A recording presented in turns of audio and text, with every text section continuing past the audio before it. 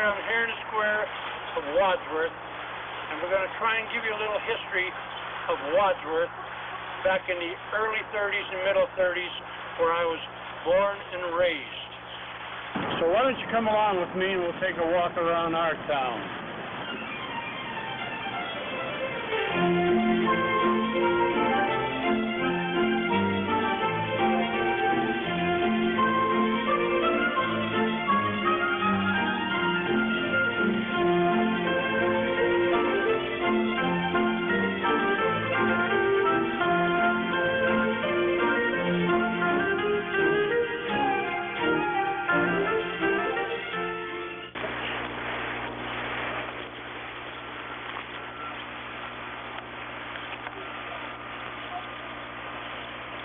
This was the Erie Railroad Depot here, and the REA Express was here, and the man that ran the depot for years and years, I remember, was Bob Daniels' father, Mr. Daniels. Daniels, I'm sorry. Yeah, that's right. From Wadsworth, Ohio.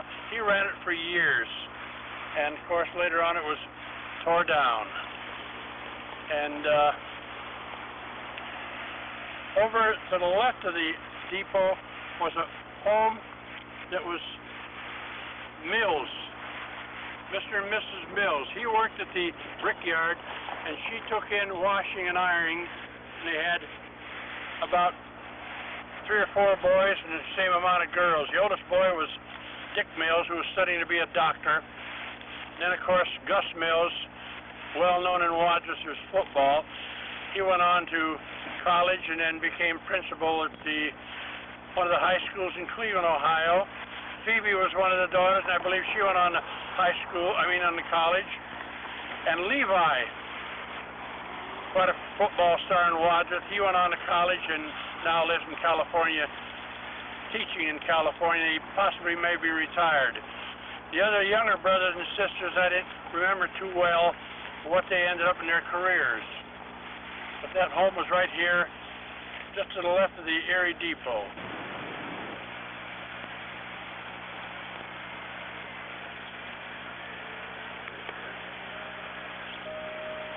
Now this was the Erie Railroad track here. It ran from Chicago to New York City. And the longest grade on the Erie track was from Rittman, Ohio, to Silver Creek, just east of here. Now, you mean the steepest? Yes, the longest and the steepest grade. Uh-huh. And at Silver Creek, it had a water tower. The train would stop and pick up water there. But a bunch of us fellows in Wadsworth, before the swimming pool, we used to go down to the brickyard and swim. And then on the way back, we would catch the freight train because it was the longest grade, and it would run up through here very slow. We would jump off before we came to the crossing here at Main Street. We would jump off because at Main Street, at that time, before these electric gates went up, there was a watchman here, and he stood guard here. He went out and stopped the traffic when the train would be coming by, and then, of course, would allow the traffic through. And that's the way it was here years ago. We used to catch a ride, like I say, from Brickyard back on a slow train, jump off before that. That was a big load of fun, riding that train, hoping that it wouldn't go faster than what it did. Here at the corner of South Main Street, Mechanic Street, big building here that was owned for years and years by Mr. Joe Bender. It had Ray Buhite's barber shop and also Alex shoe repair store, and of course upstairs were apartments. The story about this building was one time Gomer Jones, who was in charge of the painters for Joe Bender, they would paint all the buildings that he owned, including up near Durling Park, pumpkin. At this particular building, one of the painters had been drinking a little bit. It had his legs broken a few places from falling off ladders. He fell off hair early in the morning. And the way the story went, that he called Joe and said, "Joe, so-and-so fell off the ladder." And Joe asked him if he spilled any paint.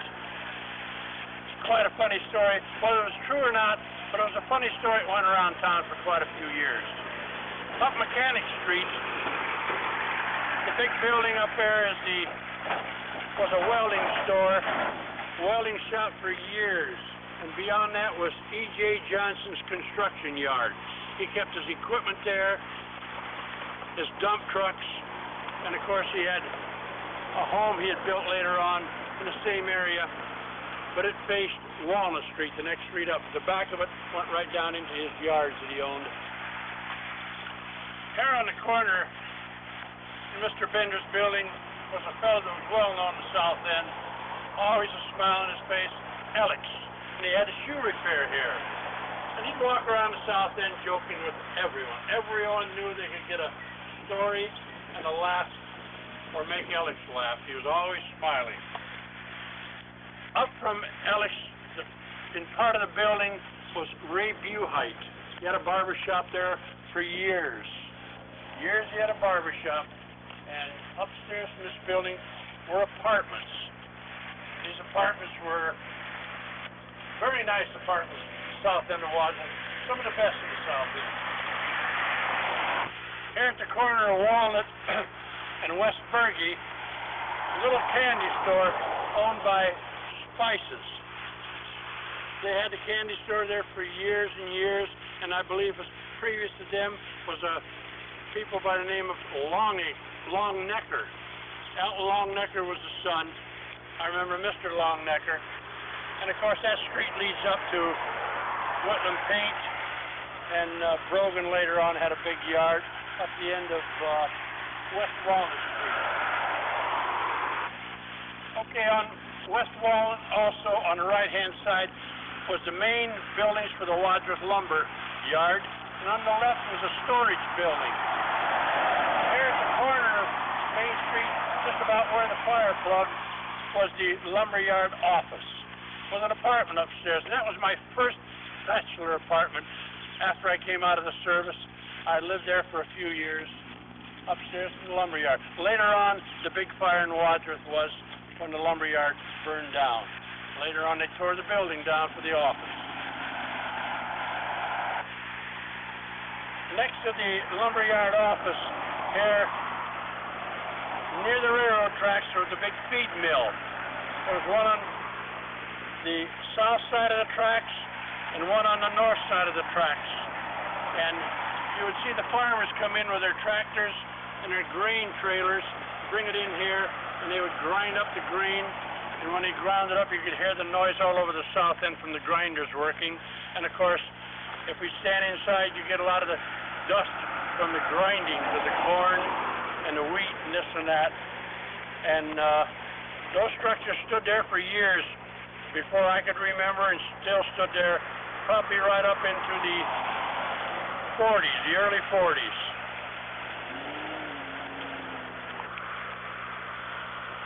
Right here stood the watchman stand for the Erie Railroad, like I say, prior to the electric gates that come up and down now.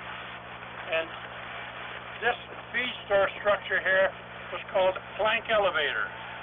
It was an enormous building. And the farmers, like I say, would come in here with their tractors, pulling their grain trailers in here, bring them back out again, or trucks to pick up feed for their cattle at home. Next to the plank elevator, there was one of the largest wooden structures. It was a two-story structure, and it was facing Main Street. The two-story structure was an old structure, hadn't been painted for years. It had an upstairs porch with apartments. Downstairs was some used furniture stores, old furniture stores, several businesses. And upstairs, a friend of mine by the name of Mitchell's lived up there. And when the train would come westbound towards Chicago, coming down grade, the steam locomotives would be really traveling through here at great speeds. And we found out that we could run upstairs of this big building, stand on the porch upstairs in front of the apartments, and you get a ride like you did at Chippewa Lake. The whole building would just shake.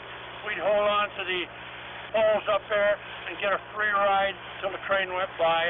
And of course, if we happened to be lucky, each time the train went by and we were near the building, we'd run upstairs and take that free ride.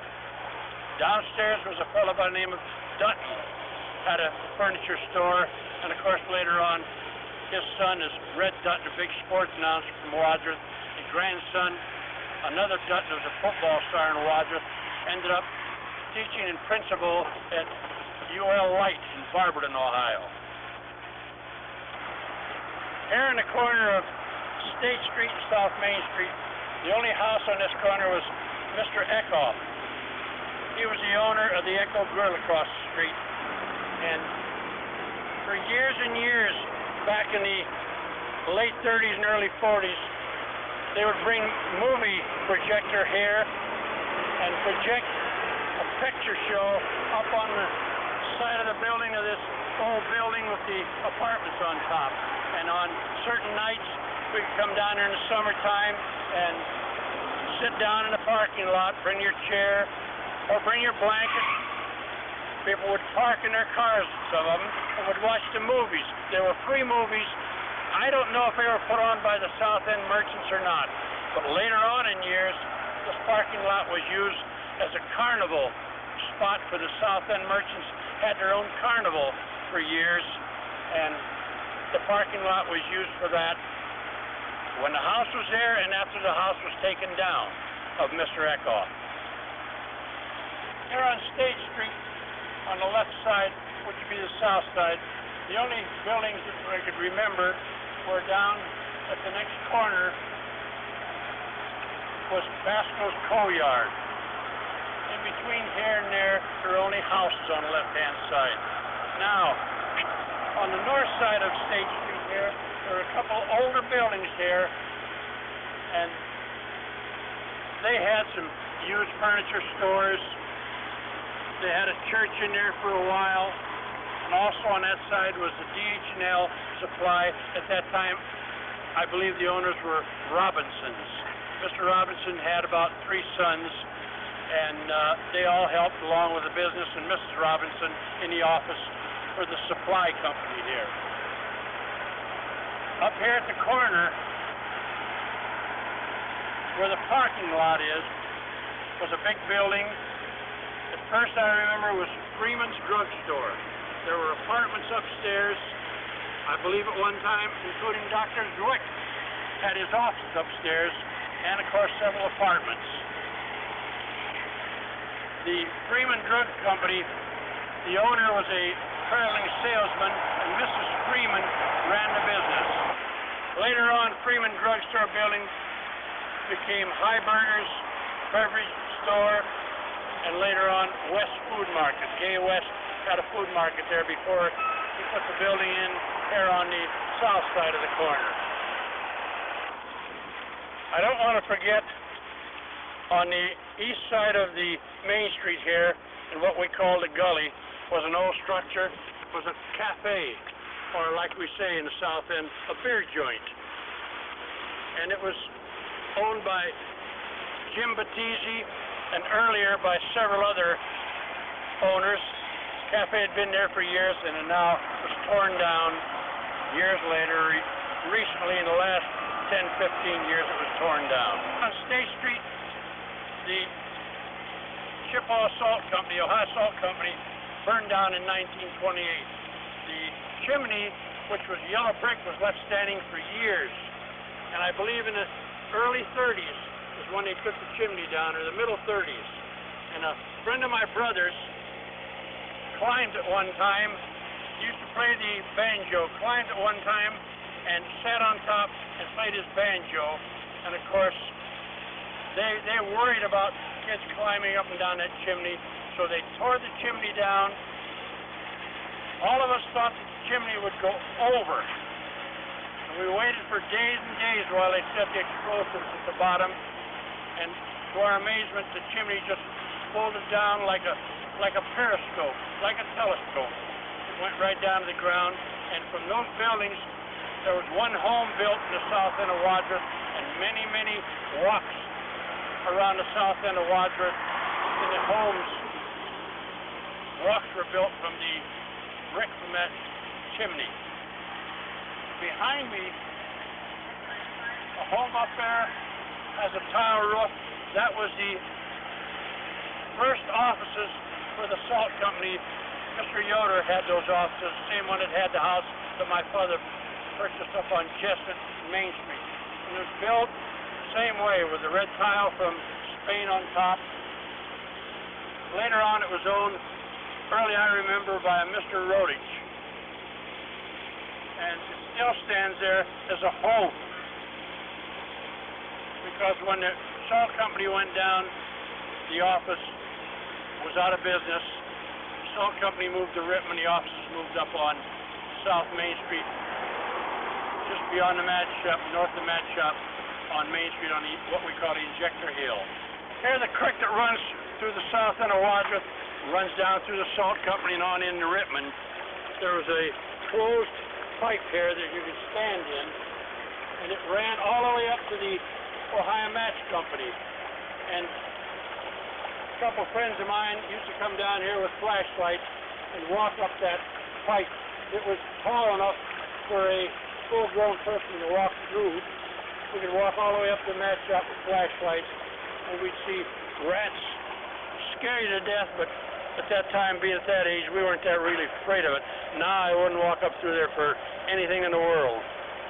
This is about all that remains of the old foundation of the original Chippewa Salt Company.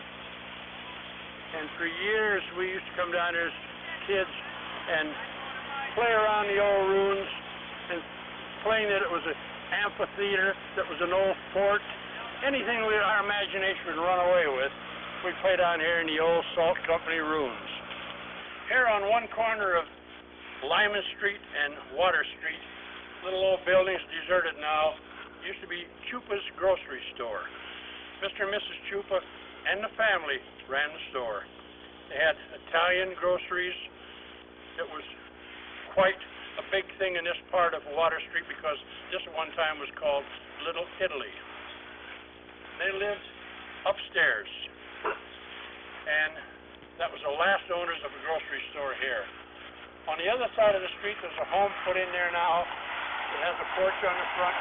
That home was built by the Felix brothers from up in the corner of Chestnut Street in South Lyman, where the Franklin School, but it was facing away from the Franklin School. They moved that down here probably in the late 30s, early 40s. On the other side of the street, there's a little house here in the front facing us, and there's a bigger house behind it. That was Mr. Sam Buyemi's home. Mr. Sam Buyemi had the little grocery store up on the south edge of the square in Main Street. He had the Italian grocery store and, of course, American foods. And behind him was a greenhouse that he owned where he grew flowers and sold them up at his store. Next to that is a home still standing, belonged to the Dietzes. Mr. Dietz and Mrs. Dietz and the boys and the two daughters ran a scrap yard from the back of the house that ran all the way down into the creek. And they'd come around weekdays around Wadsworth with a horse-drawn trailer, and they would pick up scrap from the people. And of course, when the war came, the Second World War came, all that scrap was sold, and the Dietzes moved to Florida with another little business up in Michigan, or a home in Michigan.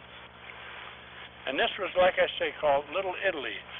I remember one man that was here that was well known in this end of town that was quite scary, was a fellow by the name of Joe Cassiola. He had been around here for years. He was pretty well known for being a little mean. And of course, when you would hear the name, or when I would hear the name of Joe Cassiola, I shuddered a little bit because I knew he was kind of scary. He passed away later in years in Akron as a barber, learning his trade postgraduate course in Columbus, Ohio, after several trips to the Columbus, Ohio, to the state facility.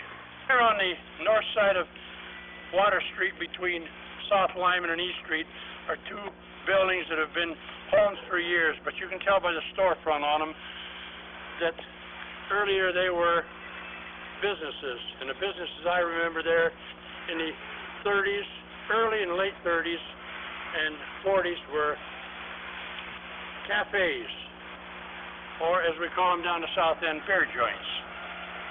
And one fellow I remember had him, the name of Gus, and Mr. Cassiola was involved in there, and next to that, between the house here in the corner and the buildings, was a little home here, and that was a home where Mr. Giuseppe Buongiorno, I had told you earlier, was the leader of the Italian band down here, which in English is Joe Goodday. He had lived there for years, and he passed away, I believe, in Florida in probably the middle 30s or early 30s. I remember pictures of him, but I don't remember the man himself. The house here on the corner of East Street and Water Street is the home where I was born back in 1927, May 12th.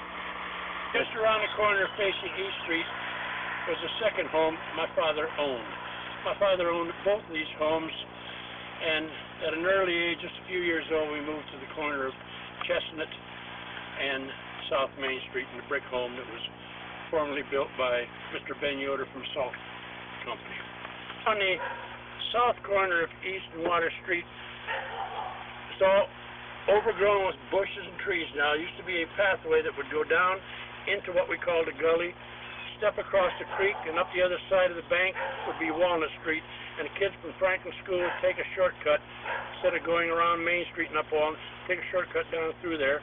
And along the banks down there, what they called terraces, were gardens that people from the south end of Wadsworth would put their gardens in down there and grow everything from tomatoes to any kind of vegetable that you could think of.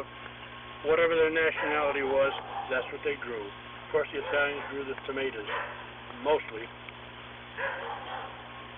In the early 30s, middle 30s, the blacktop road you see at an angle here running South Boulevard and running back behind the post office and coming out on Broad Street at the post office was the trolley car tracks that used to come in from Akron. Used to come in from Akron, Barberton, right into Wadsworth, down in front of Don Merriman's on College Street, then it would back up into the park on High Street, so it could be facing forward and run back along here, back to Barberton, Akron. This is the exit from the Methodist Church parking lot now. Has been for a number of years. Yes. Also here on the corner of the east corner, northeast corner of South Boulevard and East Street is a building, and I believe it's possibly empty now or someone has for storage, was Forey Wright's garage before he was down on the area near the high school, Central High School. He had the garage there for years and years, and he had a couple of sons. The oldest one, I believe, was Jack, and the younger one was Dick. Dick was in my class. Behind me here was a building here that was a small grocery store. It was owned by Moats. Delmer Moats. Delmer Moats. And either his brother or someone had a small credit business here in Wadsworth where he would be able to check your credit for you and, of course, take care of credit for you and take care of course, non-payment of credit. And it was a family store. The brothers and, of course, the family ran the small grocery store on East Street. This is a neighborhood grocery. We had many of them in Wadsworth, and the neighborhood would shop there and shop to the larger stores on the square, the Acme, A&P, and the Kroger store. But the local grocery stores were very popular in those days, before the supermarkets. Down in this area between East Street and South Lyman Street, we used to call this Lucas Woods. I don't know that Tommy Lucas ever owned it, but he did own a home down on corner of this area and South Lyman Street. Lucas Court. And we called it Lucas Court and the Lucas Woods. There was a little church down in there along the creek, and it was called the Tabernacle. Tabernacle in the Woods. And we used to go down there and play around the creek and walk around the tabernacle on the outside, of course. And for years, it was a little tabernacle, and later in years it was torn down, and now this is all built up with homes here, all the way down, and the street here that they call it Park Court, and it runs between East and South Lyman. Homes all around it now through here. Newer homes, built probably in the late 40s, early 50s. In my years, and in the 30s and the 40s, early 40s, this was Eberhardt's greenhouse. He lived in a home here, and here was the offices, and of course the greenhouse, a string of greenhouses where he grew plants, and of course everybody on Memorial Day, any other occasion would come down to Homer Eberhard and pick up their flowers. And he had been here for years and years. Greenhouses ran back up through here. And across the street, of course, was the empty playground for the Central School. We used to go outside sometimes in the summertime and play softball. Now it's a gymnasium for Central High School. Down through this empty field here, there was it's underground now, it's covered, and of course most of it was covered at that time, was a creek that ran from Durling Park, ran down through here at an angle, crossed South Lyman Street, went on down to the south end of Wadsworth, and right into the creek that ran from the match shop down to the culvert I told you earlier on Rainbow Street that went on into Rittman, Ohio. The culvert that we used to walk, the covered culvert, we used to walk from the open end up to the match shop. Now behind me here on Highland Avenue, the brick home was the Bixler Funeral Home. And one story went that Luella Bixler, the wife of Mr. Bixler, who ran the funeral home, was having an afternoon party. And the driveway was full of cars. And the last car here was across the sidewalk going up Highland Avenue. Jack Zopplinger, carrying the mail, walked up there and looked at the car for a while after delivering the mail and opened one of the back doors on the car, went through the car, opened the other back door, and walked on up the street, leaving both back doors open on the car. On the corner of Broad Street and Noble Street, in the building trimmed in green here, was the gas station on the corner owned by a Mr. Mann. Mr. Mann had been there for quite a few years, and later on, Jim Rich moved in with his dealership. He moved his dealership into the garage, and Mann only had the front part for a gas station office. Jim Rich had the rest of it. There's a set of sliding doors here. Used to be the opening for the garage. And they used to bring the new cars in, drive them up, and then we put them on a jack. We jack up the front end of it, and the mechanics and I would help. I turn it around the corner and put it up in the showroom or take them out of the showroom. I, at that time, knew Mr. Rich, and I was just a kid in junior high school, and I helped wash cars once in a while on the weekends. Behind me in the building here was Homer Fiskus's Pontiac garage, and of course he had a wrecker service. He's the gentleman that had the old big Buick wrecker that I understand from his daughter, Eleanor, who was in the same class as I, that the wrecker is still around someplace. You'd like to find it. Next door, Homer and his wife lived with the two daughters, Frances, the oldest one, and of course, Eleanor. For years and years. And next to them was another classmate of mine, was Grace Rossman. And Grace Rossman, her family lived there for years. Down at the end of the street was the old Wadsworth Foundry owned by the Burgess family. There was 3 boys, 1 girl. It was a family run, and she worked in the office. She was in the office. The 3 boys all worked at the foundry. Later on, Mr. Gehring and of course, one of his sons that I can remember that was a consummate here in Wadsworth in recent years, Walter. Yeah. They managed the foundry after the Burgesses, or during the time of the Burgesses, and then after the Burgesses. And the older son, Bob, I think, was... The older son was Bob Gehring. Yeah. It is still some sort of a foundry. I remember just recent years when I was working with the state of trucks, looking at the bills, and they were coming to the old foundry here, and I can't remember the name in recent years or that it is at this date. The standpipe here used to stand on the corner of Abel and Broad Street, and that used to be part of the water reservoir, and of course the chimney, the brick chimney up there, the power plant for Wadsworth at that time. And of course that serviced Wadsworth, being only 6,000 population in the middle 30s and into the early 40s. Here on the southeast corner of Abel and Broad Street stood an open-top water reservoir. When I first remember, you could see the water, and then shortly after that they covered it.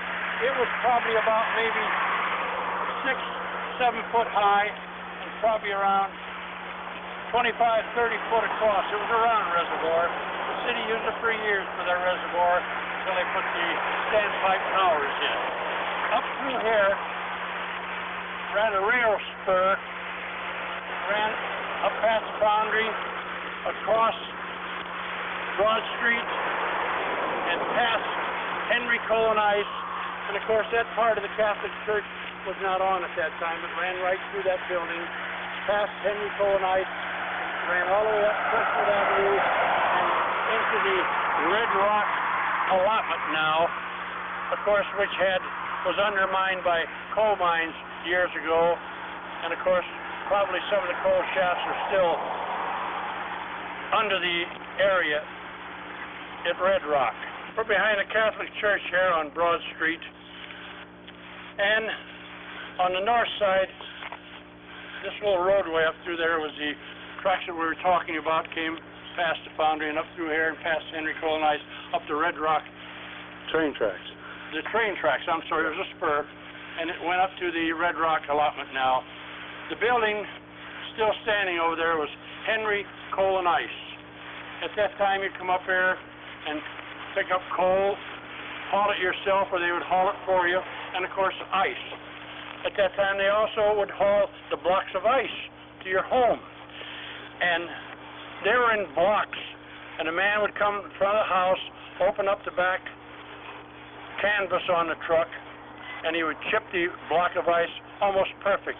And we'd run around behind the trailer up and down the street when we'd see him around, hoping he would give us a little chunk of that ice that he had chipped off of a block. And we'd take that ice, cool us down. That was the old air conditioning at that time, and of course that was before we could go uptown and afford a bottle of pop or an ice cream cone once in a while. But Henry Cole and Ice was in the building back here, and of course this part of the Catholic Church, as I said before, was not on at that time. Yeah, I can remember. Knobby knees, scarred a little bit where I'd fallen down on the blacktop, short pants, red hair, glasses, following a trail of water up First Street, because I knew at the end of it I would find a Henry Cole and Ice machine. Here on the northeast corner of Lyman Street, Broad Street, just east of the square, was a gas station years ago. It was a high-speed gas station. And it was at that time that I early remember Vance Baldwin. That was Homer Baldwin's father. He had a gas station here for years. And on the other side of the street, which would be the southeast corner of Lyman and Broad Street, the building was Ford Motors, Wadsworth Ford Motors, after they moved up from Wautroosa and College Street. Later on it became Mort Miller's hobby shop. Mort ran the hobby shop used to work at G&H Drugstore years ago, and he also was a sign painter. Quite well known and quite well liked around the town of Wadsworth. On the southwest corner of Lyman and Broad was a large gas station. It's now a marathon station, and back in the 30s it was Mench's gas station. It was probably the biggest gas station off the street in downtown Wadsworth, or in Wadsworth. And next to it was Clyde Weltein's ignition shop. Right on the immediate corner of South Lyman and Broad Street, the diner, the original diner that I can remember, was right on that corner before they moved it across the street, a little further west between the old library and Smith Cleaners and, of course, Brenneman Drug. Now, on the corner of High Street and 261, which we call Akron-Wadsworth Road, there was a gas station on an angle there, had a cover over the gas pumps, and earliest I remember was a fellow by the name of Waltz that ran the gas station or owned it. He later became a city policeman here in Wadsworth, and his son, Earl, was in my class in high school.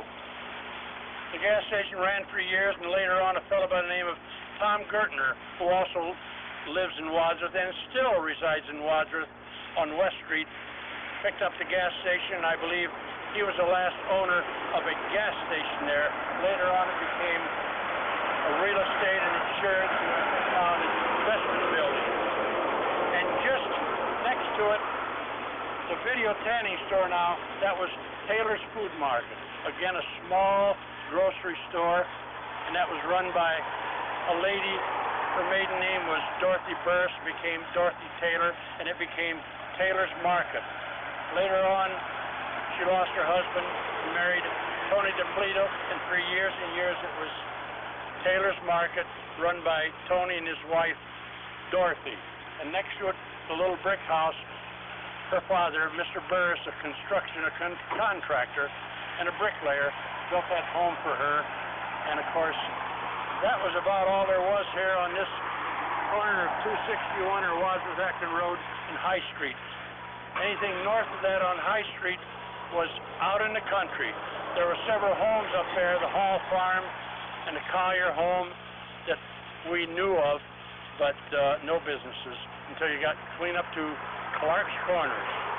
You know, at one time, over at the square in front of the gazebo, the police used to park their cruiser, which had a big siren on the fender, and their motorcycle. And late at night, we'd sit on the statue that was moved out to the cemetery now, and we'd crank up that motorcycle. No one knew how to ride it, but we'd crank it up, and it would smoke. And the smoke would be all over the square here, and then the policeman would walk up. Either Harv Weldy or Ed Transu would walk up and say, "Who's been cranking up that motorcycle?" And we never knew who cranked up the motorcycle, but the smoke would be all over the square for a few minutes from us cranking it up and just revving it up there. During the war, there was a bond bell up in the park here near the water fountain, and one night we took some real thin wire and hooked it up to the bond bell and got up on the gazebo, in the old gazebo, and laid up there underneath the benches. Harv Weldy was standing in the square later on, looking west, out College Street, and we start pulling on that wire once in a while, and it would ring the bond bell. He kept looking around, and after about 3 or 4 rings, Harv wet his finger and put it up in the air to see if it might have been the breeze or the wind that was making that bell move, and we had a hard time keeping from laughing. We never did laugh, because if Harv would have caught us ringing that bond bell, we'd have had a problem. Originally, the streetcar used to come in from Akron, Ohio, the trolley car. It would come out onto the street from Silver Creek and come out on the Broad Street in Wadsworth, exactly where the post office was. It would come down Broad Street, go up College Street to in front of Merriman's, gas station and store.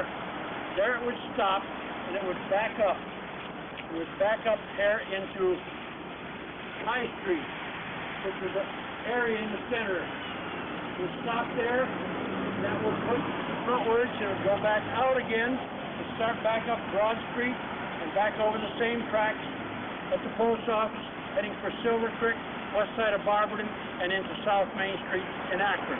I rode it many times with my mother. Later on, the trolley went out, and the bus company, Greyhound, started from Akron and did the same route. It would come every hour on the hour. You could catch one at Wadsworth going to Akron, from Akron at the bus station on North Main Street coming to Wadsworth. Go through Barberton, Sherman, and they would meet at Sherman, the one going to Akron, coming from Akron, come down here, and it would, of course, just turn right into the parking here on High Street, turn around, and then later on it would head back for Akron. This is how I remember it in the 30s and 40s. The building here was Ringer's Food Locker.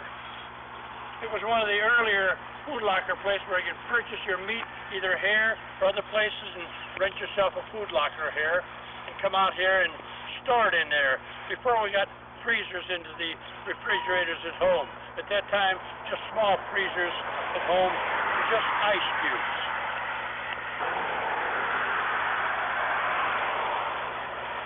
And just east of it, the Ringers put in a small building that had ice cream cones, or the custard stand, the early custard stand. And it was quite popular because it became a little sandwich center later on, owned by Mr. Jim Felice. And for years it ran as a little restaurant and also custard stand by Mr. Felice. The building now is Bradley's, well known around Wadsworth for years. But in the 30s and 40s it was the El Commodore.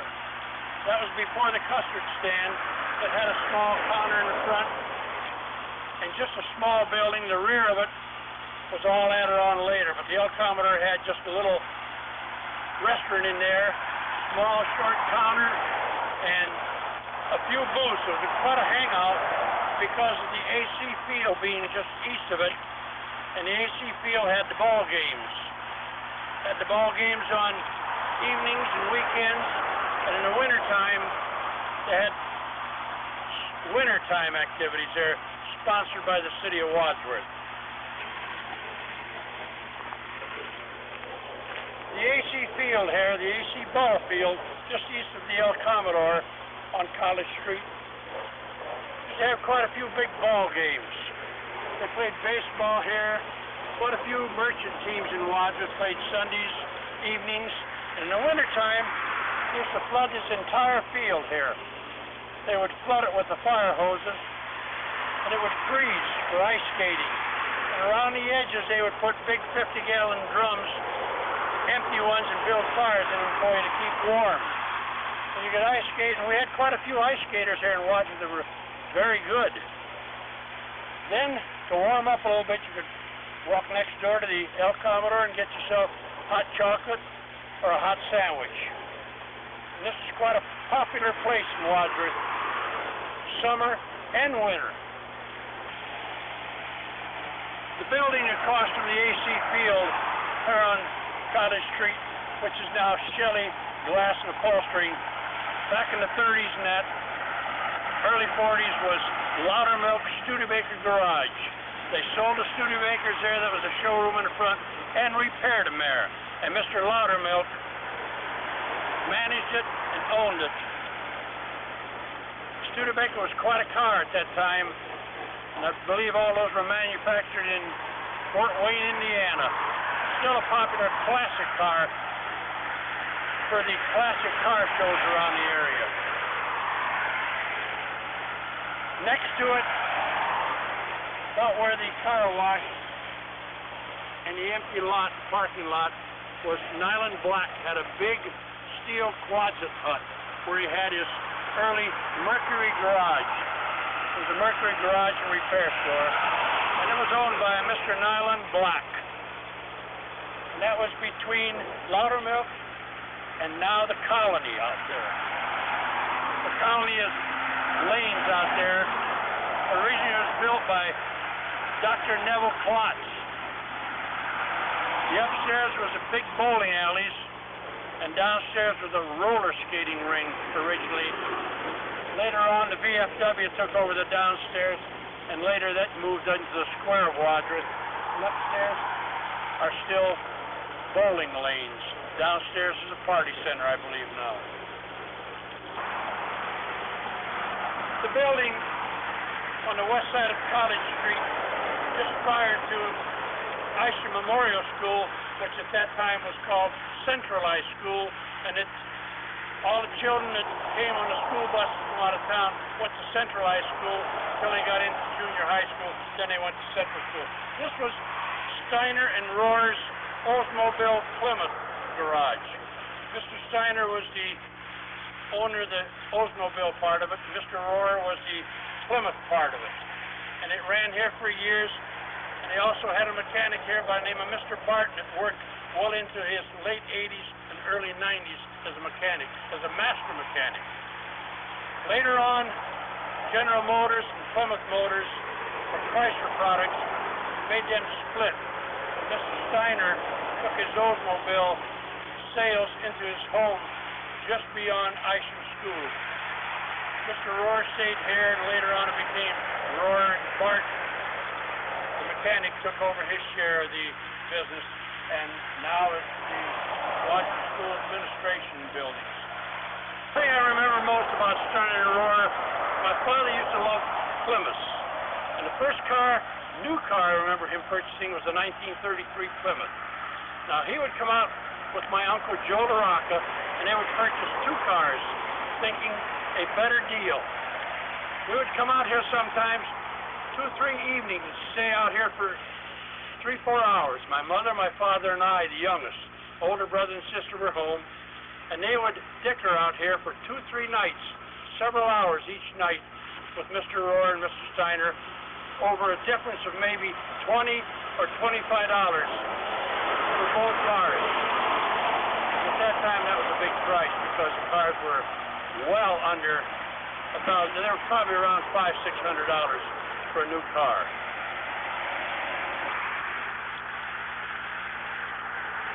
The building that now hosts Swift's Auto Parts here on College Street west of the square, next to the cemetery, in the 30s was Barr's Body Shop. Mr. Barr and his sons operated the business. My father, one time going to Akron with a 27 Studebaker, hit the manager from Brookside Country Club. He was in what they called at that time a whippet, and he really whipped it. He dented the fender on the Studebaker, brought it out here, and Mr. Barr was going to take the dent out. I, being just a small boy, wanted to come out and see how they did it. So I came out and I watched them. They had a sledgehammer, and they were sledging and sweating in the summertime, perspiring galore to try and bring that dent out. And I watched them for about 15, 20 minutes and went back home down to South End. Between South Pardee and Beck Street on College Street, on West College Street, behind the homes that still exist, there was a body shop back in there, and that was run by Mr. Stover. Vernon Stover and his father ran the body shop, and they were master car painters. They could take a brush and put a stripe on a car just like you would with a piece of tape now. Then to the west of Beck Street on College was Venner's Memorial. The sign over the doors still says Venner, 188 College. Venner was the only memorial cutter in Wadsworth for your tombstones. And next door lived Mr. Venner, and of course his daughter, you may remember, is Esther Spriggs, was a music teacher back in the 30s. That was her married name. And that was right next, prior to reaching the Woodlawn Cemetery.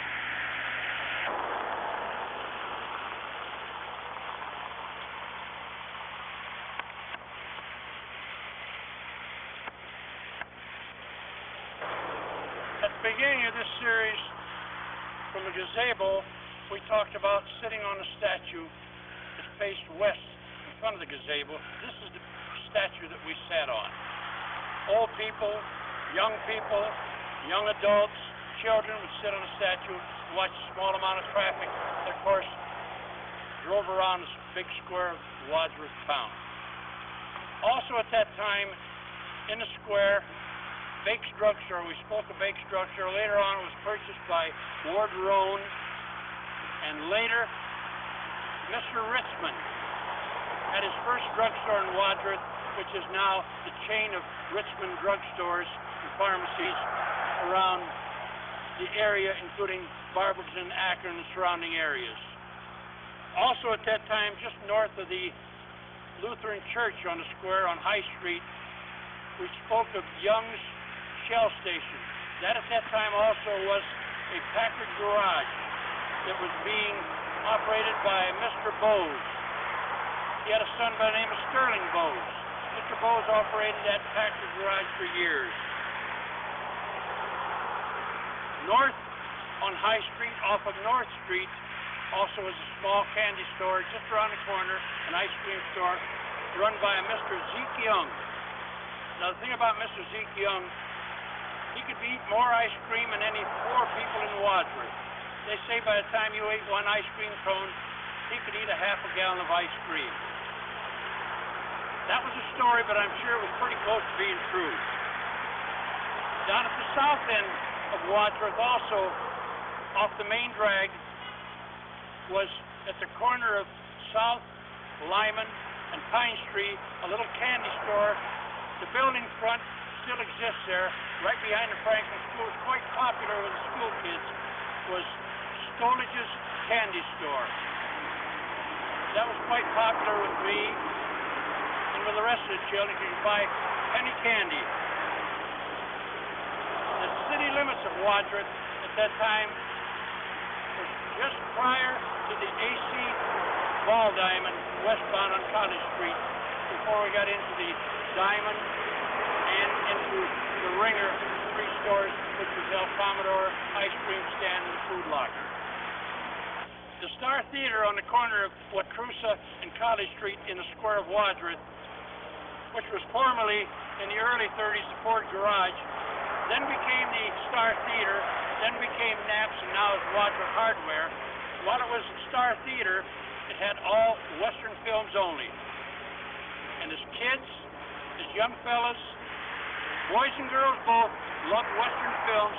We used to go down there every weekend and watch the Western films. It was only open on the weekends.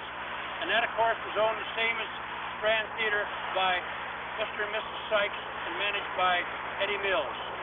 I remember one Sunday afternoon when I was working here later, one of the films burned up in the camera and caused everybody to refund their money.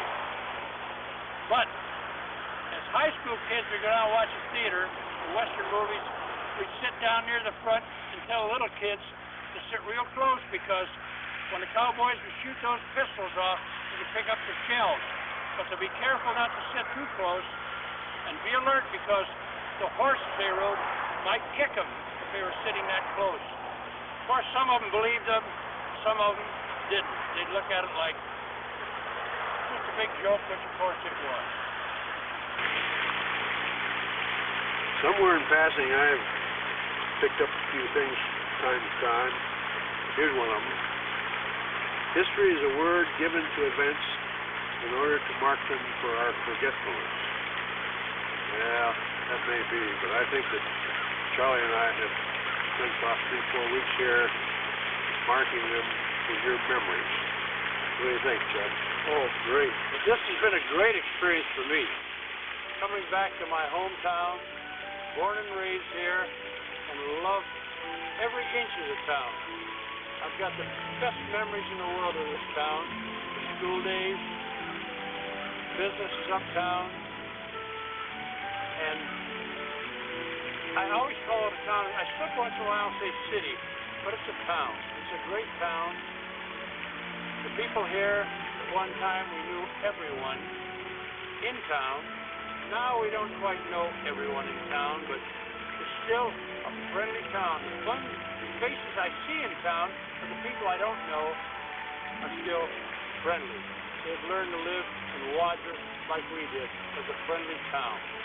The businesses have changed, but it's still a small town, and it's great.